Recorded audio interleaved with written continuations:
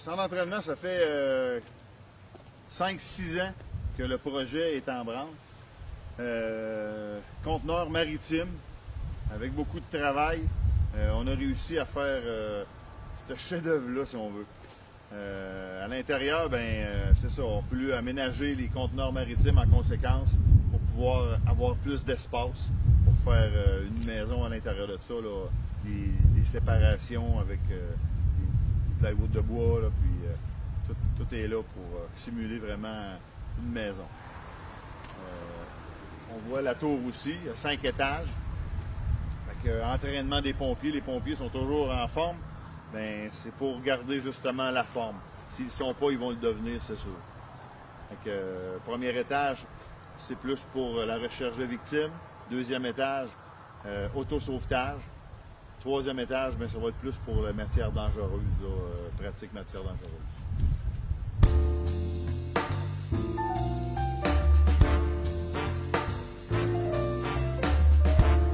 Le centre d'entraînement et de perfectionnement, comme on a pu le voir dans le reportage ou comme on va le voir tout au long du reportage, est-ce que vous êtes allé chercher des idées ailleurs ou c'est quelque chose qui est sorti de votre imagination? Non, c'est bien sûr. Hein? Il y a d'autres choses qui c'est déjà fait un petit peu partout dans le monde. Oui, on est allé fouiner un petit peu ici et là pour se donner des idées. Puis comment on fait ça? Là, on passe ça avec rien, on achète 2 conteneurs, puis on fait ça. Non, on voulait pousser un petit peu la chose. Fait que, oui, on est allé en visiter quelques-uns. Puis à cette heure, avec Internet, c'est très facile. Hein? Où il y en a un, on peut aller le voir. Là. Fait que, oui, on a fait beaucoup de recherches puis, pour réussir à faire ça, oui. Parce qu'il faut dire qu'au Québec, il y a plusieurs municipalités, il y a plusieurs villes qui se sont dotées de cet instrument ou cet outil de travail, parce que c'est un outil de travail, et qui ont donné différentes formes. Moi, je me souviens, on est déjà allé faire un reportage à Shannon, près de Valcartier, et puis justement, il s'était doté. Il est moins haut que votre structure à vous, tout ça, c'est aménagé différemment. Ouais.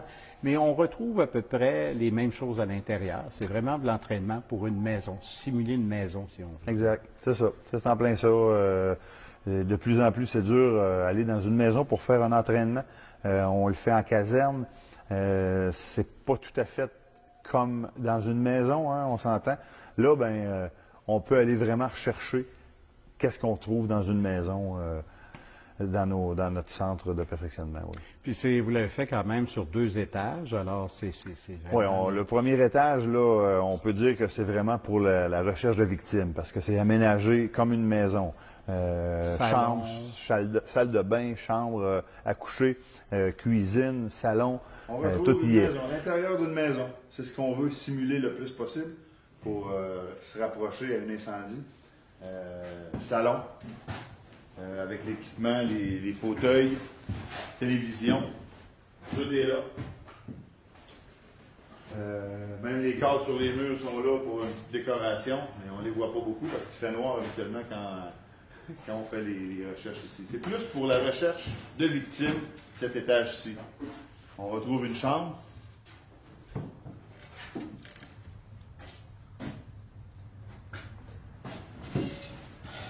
Si on se déplace vers ici, on suit toujours le mur. Une autre porte. Chambre de bain. Dans une maison, il y a des chambres de bain. Hein? Toilette, lavabo, bain. Tout y est. On se déplace encore ici. Oh, la décoration. Une autre chambre ici. Lit, bureau.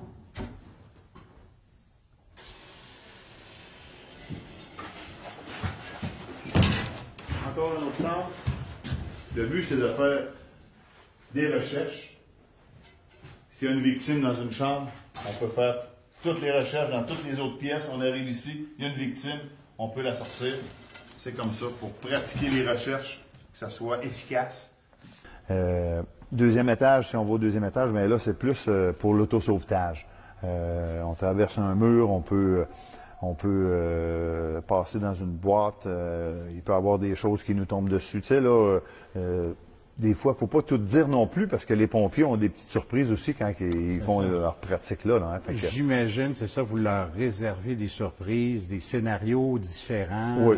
D'une fois à l'autre, il y a des scénarios différents. Oui, c'est sûr. Et je voudrais savoir, bon, les pompiers, on le sait, à la base, sont obligés de suivre le pompier 1, la formation pompier 1, qui est au-delà de 300 heures. Mais qu'est-ce que ça va ajouter de plus au niveau pompier, pour les pompiers, un centre d'entraînement comme vous avez maintenant à Asbestas? Bien, c'est très dur recruter, première des choses. Hein, on le voit ça depuis une couple d'années, c'est très dur recruter. Je pense que c'est un plus-value d'avoir un centre de perfectionnement comme ça. Les pompiers, on a fait déjà une pratique à l'intérieur, puis les pompiers ont très, très, très apprécié travailler dans cette structure-là. Ils ne savent pas à quoi s'attendre du tout. Les pompiers, on a tout monté ça un petit peu à cachette. Il n'y a pas un pompier qui est rentré à l'intérieur. OK, ils n'ont jamais vu, ils n'avaient jamais Ils vu. n'avaient jamais vu, puis ils ne l'ont pas encore vu parce que c'était en fumée, puis il fait noir à l'intérieur. Ils ont fait une recherche à l'intérieur déjà. Puis là, ben, on s'attend de faire d'autres pratiques éventuelles pour un petit peu démontrer un petit peu plus là, notre structure. Là. Qu'est-ce qui a donné naissance à ce projet-là? Qu'est-ce qui a fait qu'à un moment donné, on a dit, hey, un centre d'entraînement, ça pourrait être un outil, ça pourrait être quelque chose pour le personnel? Oui. Nous autres, ben, des fois, on empruntait le garage municipal, les bureaux du garage municipal pour faire des recherches de victimes, exemple. Tu sais, c'est un coin que c'est pas tous les gars qui ont accès là, fait qu'ils savent pas trop comment c'est fait, un petit bureau. Jusqu'à temps qu'on arrache un cadre de porte avec un appareil respiratoire. Tu sais, on sait comment est-ce que ça se passe quand on fait des recherches incendie. Des fois, ça passe serré des coins, puis ça bardasse un petit peu. Hein. Bureau qui tombait sur le côté, une chaise, un cadre de porte arraché, un mur de J-Proc défoncé. Tu sais, c'était pas l'article idéal. Là, avec un centre comme ça, là, on peut faire du bruit un peu, on peut taper ses murs un petit peu plus fort, ça défoncera pas, puis si jamais il y a un petit bris, on va le réparer, puis c'est tout. Là, tu sais, c'est pas comme dans un bâtiment déjà existant de la ville. Là, c'est à nous, puis on va pouvoir l'utiliser comme on le veut. Comme on le voit dans le reportage, les meubles sont là et ça va rester là. Les meubles sont là pour rester. Oui. Même si vous faites des simulations avec de la fumée synthétique, ces choses-là, tout va rester en place. Tout va rester là. Il n'y a pas de danger de contamination, ces choses-là. Absolument pas. C'est ça qui est le beau de l'histoire. Parce que à cette heure, avec toutes les normes de lavage des bunkers, puis d'entretien, contamination, les cancers qui se découvrent un petit peu partout, là, on va avec de la fumée synthétique. On n'est pas obligé de laver tous nos bunkers après un entraînement. Si on faisait une mise à feu, exemple, là, c'est une grosse journée, ça, là, hein. Après ça, la décontamination des habits de combat. Maintenant, on rentre là le matin, on fait notre petit entraînement. On ressort de là, on fait sécher nos bunkers parce que les gars vont avoir eu chaud, c'est sûr, parce que il y a des étages, puis ça va travailler fort un petit peu. Ça va être le but, hein. Exactement, puis il y a de multiples scénarios, de multiples choses, et puis on l'a vu, c'est en hauteur, ça représente à peu près combien d'étages? 5 étages. 5 étages. Ouais, 5 étages, c'est pas comme un bâtiment élevé, là, tu sais, là, on s'entend, là, mais il y a 5 paliers dans la tour. Dans la tour, oui, c'est ça. Fait que, avec un appareil respiratoire, avec un hose pack sur le dos, monter les 5 étages, redescendre en bas. Il va faire chaud à quelques reprises, c'est sûr. C'est ça. Et vous avez prévu un bon nombre de scénarios qui va les mettre à l'épreuve dans toutes sortes de situations. Exact. Une telle acquisition, ça peut se chiffrer à combien à peu près, là? Alentour, le projet, là, il reste toujours des petites choses à ajouter, là, mais à peu près 65 000 $. C'est quand même raisonnable. Oui. C'est quelque chose qui est prévu pour combien d'années? Il n'y a pas de limite, là. Non, il n'y a pas vraiment de limite, là. Tant que les conteneurs sont là puis tout est beau, on peut peut-être les rajeunir un petit peu avec un petit peu de peinture, mais à part de ça... C'est ça, ou les modifier, rajouter des modules ou rajouter exact. des choses. Il n'y en a pas de limite. Il n'y en a pas de limite. On a eu aussi, je veux profiter de l'occasion, là, tu sais, là, la MRC des Sources, un grand partenaire avec nous pour la réalisation de ce projet. OK. Duclos Assurance aussi, Asbestos, OK. un autre partenaire. Donc, des partenaires de la communauté C'est qui ça. ont décidé d'investir pour vous donner un coup de main au niveau du département incendie. Exact, en plein ça. Ça, En c'est plein quelque chose quand que Oui. la communauté s'implique pour aider à parfaire les formations au niveau des pompiers, c'est Oui. un plus. Oui, C'est c'est un ça. plus aussi. C'est ça. Puis c'est la sécurité de tous. Hein? Oui, Fait que exactement. le monde embarque dans ces projets-là. C'est le fun. Et vous pensez utiliser ça combien de fois par année? On a déjà utilisé une fois, puis là, on prépare la pratique du mois prochain, du mois qui s'en vient, du mois d'octobre. Puis là, il y a un scénario. Pour moi, ça va forcer qu'à toutes les pratiques, on va toucher. Il va y avoir un projet, il va y avoir pas un projet, mais un plateau qui va être réservé pour le centre de perfectionnement, c'est sûr. C'est sûr. Il faut toucher à bien d'autres choses aussi, hein, décarcération, sauvetage sur glace, sauvetage sur l'eau.